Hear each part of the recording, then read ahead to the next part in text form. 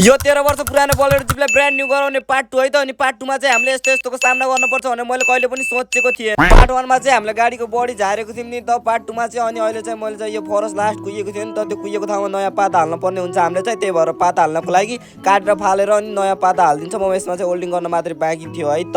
अनि यतापट्टिको लास्ट कुहिएको थियो यसमा पनि पाता हाल्न पर्यो नि त। त्यही भएर हाम्रो भाइले चाहिँ यतापट्टि पाता काट्न पनि लागिसकेको थियो है त। किनकि पाता चाहिँ अलि मोटै हाल्नु पर्छ किनकि यो गाउँतिर चल्ने गाडी अनि फरेस्ट पनि लास्ट कुहिएको थियो नि त।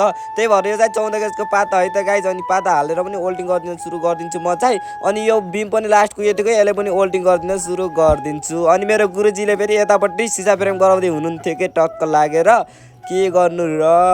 अनि यतापट्टि आएको भित्रपट्टि त लास्ट कुहिएको रहेछ कि अब यसले पनि काटेर नयाँ त हाल्न परिहाल्यो। त्यही भएर यो काटेर पनि फालिदिन्छु। भित्र त यस्तो माटो थियो नि लिटरली लास्ट फोरो थियो। के गर्ने गाउँतिर चल्ने गाडी फेरि यस्तै हो के गाइज। अनि त्यसपछि म चाहिँ अनि यो धुलोहरू सब उडाउन पर्ने। यदि हजुरहरूलाई पनि यसको फाइनल लुक्स हेर्नु भने मलाई फलो गर्नुपर्ने हुन्छ। फलो गर्नु होला है त। यही खुसीमा मलाई लाइक पनि गर्नु कमेन्ट पनि गरिदिनु होला है। कस्तो हो मेरो भिडियो।